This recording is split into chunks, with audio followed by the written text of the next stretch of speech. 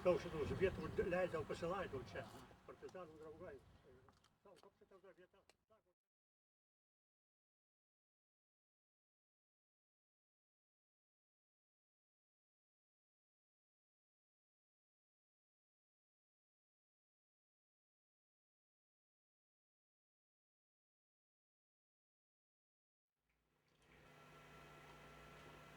Tūkstantis 951 metais Juozas Lukša dvigubo agento išduotas mirė Lietuvos miškuose į pietus nuo Kauno ties Pabartupio kaimu.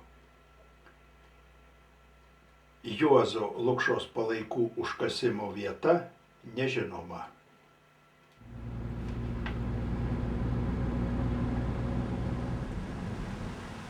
Po karo 1946 metais Tauro apygardos 4 kuopos vadovybės buvo nuspręsta, kad reikia įsteigti bunkerį Lenkijos teritorijoje ryšium su tuo, kad būtų galima pereiti geležinę uždangą. Šitą, kuris saugojo ir nebuvo galima susisiekti su vakarais niekur. Tai čia buvo iškastas bunkeris ir čia jame gyveno partizanai ilgai ir čia jie ryšiai turėjo su Pelių karalystė ir Baltaisiais rūmais, 4 kuopos taip pat. Tada, kaip jau buvo visur likviduota čia, tai tada Lenkų ir šitą bunkerį rado ir čia susisprogdino 2 Lietuvos partizanai.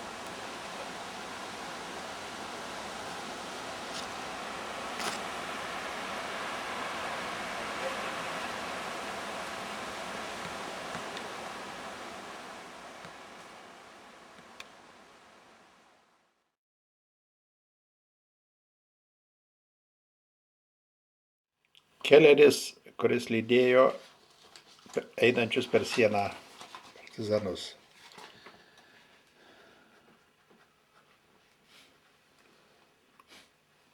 Jisai buvo jų palydovas, nes puikiai žinojo tas vietas ir kur išdėstyta minos, per minų lauką pereit. Jis ir rusiškai mokėjo. Mokėjau. Rusiškai mokėjau kalbėti gerai. Bet paskui taip gavosi, kad kada reikėjo jam išsisukti iš ten ir kad jisai nebūt nedalyvavęs šitam perėjime, tai jisai šito įsigynė. Nes čia būtų 3 kareiviai žuvo rusų. Tai jam būtų prirašę terorą, kaip paėmė. Jis pasidavė gyvas. Paskui be mūšio, be nieko. Kaip čia buvo? Nu, kada grįžo Lukša, tada pirmą kartą tai jisai pasakė taip, kad mums vakarai nieko nepadės, reikia gintis patiem. Taip pasakė. Tai jis matyt pagalvojo, kad kam aš čia turiu žūt, tai jisai atsiskyrė nuo būrių ir prapuolė kažkur. Ieškojom, niekur nieks nežino, kur jisai pasislėpęs ir kur jisai, galvojom, gal jisai grįžo, gal į Lenkiją vėl nuėjo, nieks nežinojo. Tik tai paskui aš pamačiau dirbdamas lauke, aš dirbu, tai aš viską aplinkui matau. Tai žiūriu, kad veža stribai į jau paimtą. Bet ar suks pas mus, gal jisai atveda, aš nežinau, kas darosi. Pamačiau, kad veža ten stribai kokie 5-6. Tai aš nežinau, kas čia bus dabar, kad jį veža. Iš kur jis atsirado. O vyrai nieko nežino. O aš prieit prie jų negaliu, nes jeigu aš bėgsiu greitai, tai mane stabdys ir žiūrės, kur aš bėgu. Tai aš laukiu dabar, kol pravažiuos pro mano keliuką tą, kur ten mes sukom. Ar jie važiuos į Liubavą, tą jau ten, važiuoja ten. Tai tada aš pareinu namo, sakau, vyrai, sakau, blogai, sakau, Tigrą nuvežė jau. Kas nuvežė? Stribai nuvežė. Tai jie nieko nelaukia, tik griebėsi už ginklų, apkasas ten aplink tą sodą buvo iškastas rusų. Į tą apkasą įsidėsti, kulkosvairį pastatė ir vieną ir kitą ir jau pasiruošė gynybai. Nes, kas žinau dabar, kas čia bus, nieko neaišku. Bet jisai, bijodamas, kad jam neparašytų šito teroro, nes 3 kareiviai žuvo tada einant per Rubežių, kada ėjo. Tai... O jie žuvo ant minų lauko? Ne, nušovė juos. Partizanai? Partizanai. Du palaikė ugnį ar 3 ten jie iš anos pusės. Iš užnugario? Iš užnugario. Už Šešupės? Ten, kur aš rodžiau, ten už Šešupės ten. Nuo Lenkijos pusės? Jau Lietuvos pusėje. Lietuvos, bet... Perėjau per tą rimą, taip išgirdu, stoj. Tai kto idėt jau negirdėjo niekas, nes tylus vakaras girdėt, kiek ten kilometras, tai girdėt, kaip prie Šešupės, tai aidas eina ir girdėt.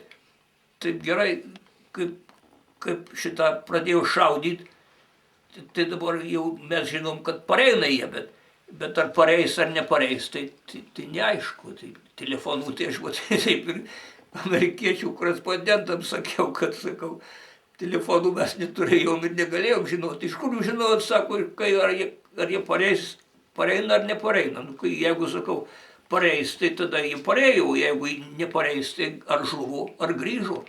Tai čia mums jau šitas neaišku buvo. Ir taip, palaukus kokį pusvalandį tenai atsirado jie pas mus sode, tam sode, kur mes ten buvom. Tigrą susitikom po kiek laiko, Kelerį 25 kameroj, tai jisai nieko nekalbėjo. Apie nieką jisai nesakė, kad jisai dalyvavo vedant partizanus per Rubežių į Lenkiją ir atgal, nes buvo nušauti 3 kareiviai, tai kad nebūtų teroro, tai jisai atsisakė visko, net jisai dalyvavo bunkerį statant, kad jis vadovavo tam bunkerio statybai, viską jis ten rodė, kaip daryti. O paskui mano byloje jau niekur nėra įrašyta. Nėra. Leido jam gyventi pasienio zonoje net. Po kalėjimo? Po kalėjimo.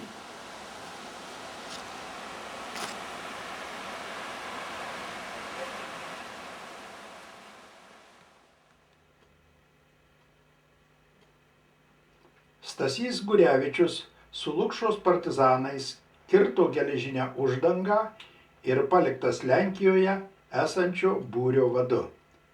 1953 metais, valant Augustavo miškus, vienas iš paskutinių Lietuvos partizanų žuvo kartu su 2 Lenkų kovotojais.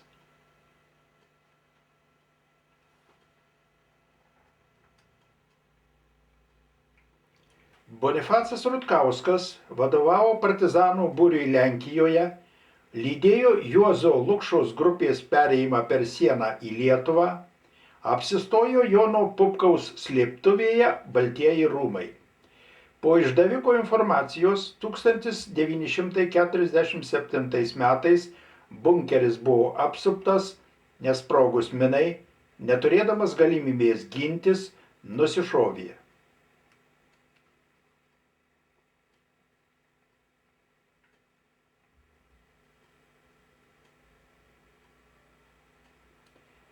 Jono Pupkaus sodybos klojimo peludėje 1946 metais įrengta partizanų būstinė Baltieji rūmai.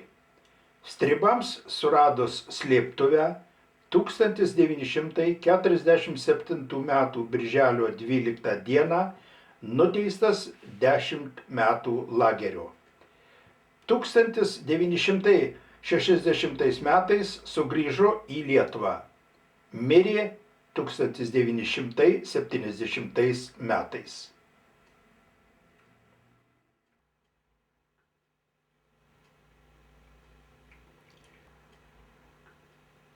Sigitas Kvietkauskas, vienintelis likęs gyvas Juozo Lukšos partizanų grupės žygių į vakarus ir sugrįžimo liudininkas.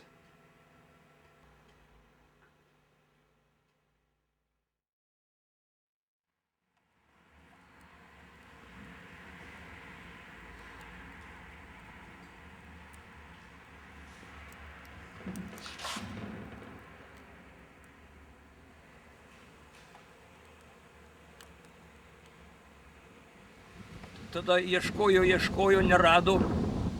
Tai nusiuntė vieną karininkėlį pulkininkas, kuris vadovavo tai operacijai, į mašiną. Ten buvo atvežtas Kelleris, tas, kuris vesdavo per Rubežių partizanus. Ir užtraukta ant jo plašpalatkį. Bet aš jį atskiriau vis tiek, kad jis ten buvo. Tada tas karininkas, kai grįžo, tai jisai pasakė, kad darželį po gėlėm. O ten buvo prikrauta malkų ant to bunkerio. Tai tada pulkininkas liepė tas malkas nunešti į šoną, kadangi daug kareivių buvo, tai ten 10 minučių ir buvo nunešta viskas. Pradėjo bandyti ir rado bunkerį su tais pikais badydami. Tada pulkininkas sako, sakyk, kiek jų ten yra ir kaip jie ginkluoti.